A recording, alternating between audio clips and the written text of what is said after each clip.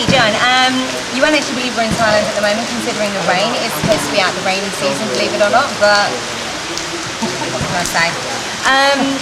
You have an extensive wrestling background. How did you first get started in wrestling and what are the few accomplishments you've actually achieved in your career? I got started in wrestling actually from one of my second cousins, Brett Brinker, when we were in grade school. I think I started like 3rd grade, and then 4th grade is when I actually started wrestling. But he would come in, and every Wednesday and Friday he would come in and have these amazing stories about his brother's wrestling meets. And it sounded like the coolest thing ever. And then I finally begged and pleaded, and got my mom to finally take me to one of the practices, one of the junior high practices that he was going to. And met an amazing coach, Tony Truax, who is a big reason where I am today because he taught me to love training and wrestling and self-improvement and everything. So, yeah, I have to give a lot of credit to one of my cousins, Brett, for that. And then I wrestled at Purdue University, so I mean that's a fairly big accomplishment. I was a 2-time state placer in Indiana. I didn't achieve any of my goals in college. I was a team captain at Purdue, but I wasn't that successful, and I think that's one of the reasons why I started fighting is because I was unhappy with what I did in college, and it didn't sit well with me, and I wasn't done competing. I needed to achieve something. I needed to meet the team goals. So. Okay. Congratulations on your promotion to Fever Your Black Belt by Dave Camarillo. You were his first student to actually progress from dual belts. Can you tell me a bit about Dave and what makes his actual style of jiu-jitsu so unique? Dave Camarillo's teaching style, and he calls his jiu-jitsu Camarillo jiu-jitsu or guerrilla jiu-jitsu, and it's the same thing as Brazilian jiu-jitsu. Except with Dave, he has an extensive background in judo. He was also a Hal Gracie student, and Hal Gracie is one of the more aggressive jiu-jitsu practitioners.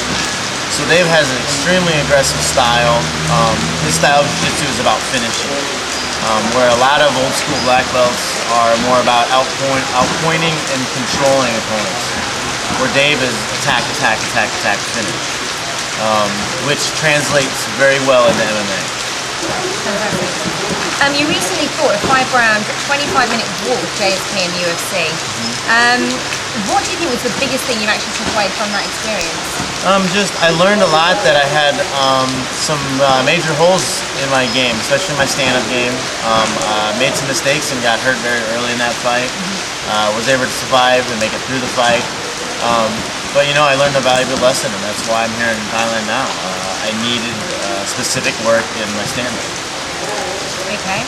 You come from a great camp in AKA. Can you explain some of the benefits you had for leaving San Jose and traveling to Thailand to actually focus on training this camp?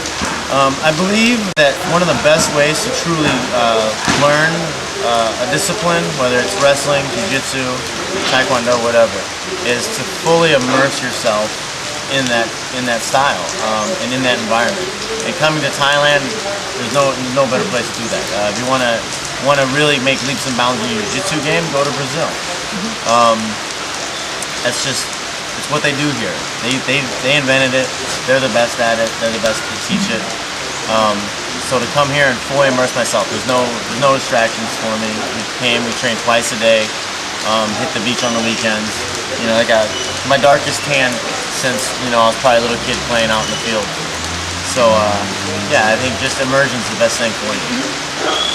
BJJ wrestling, boxing are very prevalent in the USA. Do you find it easy to find authentic Muay Thai actual instructors that are able to teach details such as clinch, knees, elbows, which are becoming such a big part of the MMA game at the moment? It's much easier to find Muay Thai trainers in California. There's quite a number of very good Thai trainers in California. But I'm originally from Indiana, and that's why I moved to California. There's pretty much nothing. Yeah, it's grown more now, but I mean, you could drive 30 minutes in any direction from any city in California and find a number of instructors, whether it be jiu-jitsu, boxing, or Muay Thai. You've had a number of them since you've actually been here at Tiger. Who would you say has been your favourite and why? We worked the most with Robert, and he's a very good teacher. He's very funny, jokes around a lot. His gymnastics routine is outstanding. We also work with Rit, Brnoon, Kay, and Phuket. All of them, I can't say that any of these guys is better than the other. They're all extremely good. They're all awesome. I learned a lot from all of them. Nazi also, great elbows. Just like in MMA, different guys have different games. Some of them have different things they're better at. Some guys have better kicks, some guys have better knees, some guys have better clinches. But I'll forget more technique from this trip than I'll ever perfect. So like they taught me a lot. Tiger's actually been working hard to spread the sport of MMA throughout Thailand. It's been investing a lot into the camp in terms of facilities and getting world-class trainers. From a fighter who's currently ranked number 2, what do you think TMT can provide the type of training needed for a fighter to focus 100% on their game? Like I said, the immersion thing. So if you're offering MMA here too, it's a really great environment. As you can see, like you can live in a bungalow right next to the gym. It's hard to sleep in because the music gets kicking early in the morning. It's just everything. It's right there. I mean, what else is there for you to do? It's like you wake up, let's go train. That's it. So I mean, it's a perfect place to do that. What's been your most memorable part of your trip, apart from the infamous Fitch nose pinch at the barbecue? The nose pinch technique, that was a secret technique that I had to let loose. But as far as most memorable thing, all I can say about that is catfish. That's it. That's all I care to say. Okay, we'll leave that at that then. Do you know when you'll be fighting next and who your next opponent is? I believe I will be fighting in January, but I have no idea who my opponent is. Okay, fair enough. When can we expect you back here, and who will you be suggesting the training trip when you go to gym next? I think I would like to make this a yearly trip, if possible.